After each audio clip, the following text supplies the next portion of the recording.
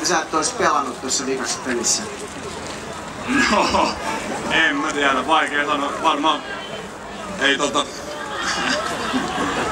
niin no joo, kyllä semmonen kunnon vamma niin pitää isokin miehen pois kuvioista. Nyt saatiin hyvin puudutettu se jalka, niin ei sinne olisi ihan turhaa tultu pyörimään.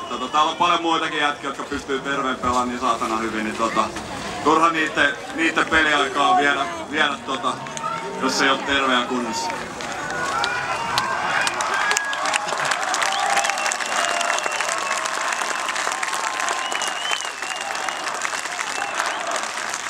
Sä oot selkeästi osa nyt HIFKin historiaa. Sä oot osa niitä joukkueita, joita legendaarisina muistellaan vielä monen vuoden jälkeen. Miten sä ajattelet, että sä tulet muistelemaan päivää vanhana patuna?